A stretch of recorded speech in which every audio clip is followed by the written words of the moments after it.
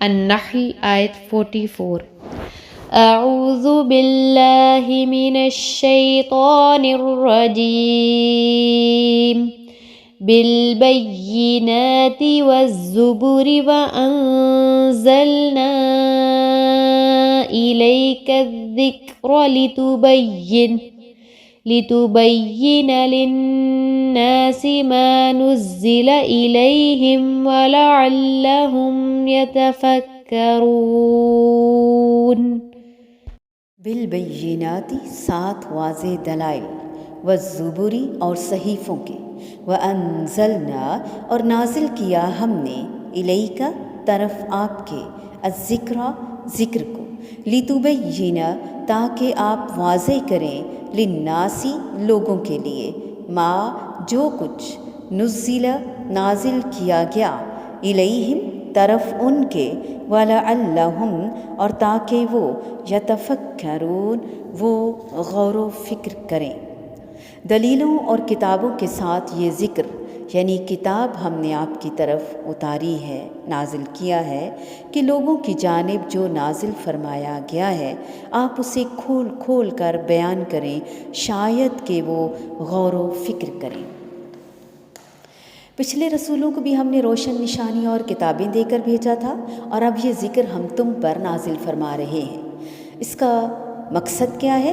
لوگوں کے سامنے اس کی تعلیم اور تشریح کرنا، یہ مین مقصد ہے، غور و فکر کرنا۔ وَأَنزَلْنَا إِلَيْكَ الذِّكْرَ لِتُبَيِّنَ لِلنَّاسِ مَا نُزِّلَ إِلَيْهِمْ وَلَعَلَّهُمْ يَتَفَكَّرُونَ تاکہ وہ لوگ غور و فکر کریں۔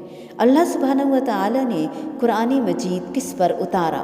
نبی کریم صلی اللہ علیہ وآلہ وسلم پر، اور نبی صلی اللہ علیہ وآلہ وسلم کو حکم دیا کہ وہ اس کو لوگوں کو مختلف طریقوں سے واضح کریں، ان کے سامنے بیان کریں، اس پر عمل کرنے کے طریقے بتائیں، بول کر بھی اور عمل کر کے بھی۔ مثلا قرآن مجید میں وضو کا ذکر آتا ہے، لیکن عملی طور پر کس نے سکھایا، کس نے بتایا، کس نے کر کے دکھایا؟ آپ صلی اللہ علیہ وآلہ وسلم نے۔ اسی طرح نماز کا ذکر آتا ہے، لیکن کیسے پڑھنی ہے، کھڑا کیسے ہونا ہے، سجدہ کیسے کرنا ہے، رکوع کیسے کرنا ہے، سلام کیسے کرنا ہے، یہ سب آپ صلی اللہ علیہ وآلہ وسلم نے بتایا۔ ساری تفصیلات قرآن نے نہیں بتائیں۔ اسی طرح حج کے مناسک ہیں، زکوٰۃ کے مسائل ہیں، زکوٰۃ کتنی دینی ہے، کتنے پرسنٹ ہے، یہ سب قرآن میں نہیں ہے۔ آپ صلی اللہ علیہ وآلہ وسلم نے یہ سب حدیث کے ذریعے بتایا۔ اس لیے قرآن کے علاوہ حدیث پر بھی ایمان لانا ضروری ہے۔ اور حدیث میں ہے کیا؟ دراصل حدیث میں قرآن ہی کی تو تفصیل ہے، اور اگر اس کو اس طرح لیں گے تو پڑھنا اور بھی دلچسپ ہو جائے گا۔ یعنی یہ دونوں، قرآن اور حدیث، لازم اور ملزوم ہیں۔ ایک تھیوری ہے تو دوسرا پریکٹیکل ہے۔ قرآن اللہ تعالیٰ کی وحی ہے، اور نبی کریم صلی اللہ علیہ وآلہ وسلم نے اس وحی پر عمل کر کے چلتا پھرتا قرآن بن کر دکھایا۔ تو جو کچھ حدیث کے اندر ہے وہ دراصل اللہ تعالیٰ کی طرف سے آیا ہے، اور اسی کی عملی تعویل ہے، قرآن پاک کی تشریح ہے۔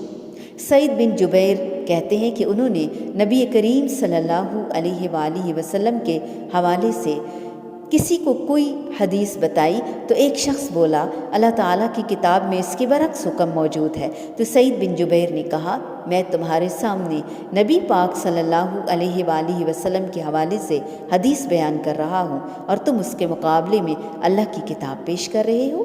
اللہ کے رسول اللہ کی کتاب کے بارے میں تم سے زیادہ علم رکھتے تھے، کوئی شک نہیں، ان کو زیادہ پتہ تھا کہ قرآن میں کیا لکھا ہے۔ نبی کریم صلی اللہ علیہ وآلہ وسلم نے فرمایا اگر تمہارا کوئی دنیاوی معاملہ ہو تو تم خود اس کے بارے میں زیادہ جانتے ہو، ہاں اگر دین کا معاملہ ہو تو پھر میری طرف آیا کرو، میری طرف اس معاملے کو لایا کرو۔ یعنی قرآن کے ساتھ ساتھ حدیث کو ماننا بہت ضروری ہے۔ حدیث کے بغیر، نبی پاک صلی اللہ علیہ وآلہ وسلم کو مانے بغیر، اطاعت کیے بغیر ہم مسلمان نہیں ہو سکتے۔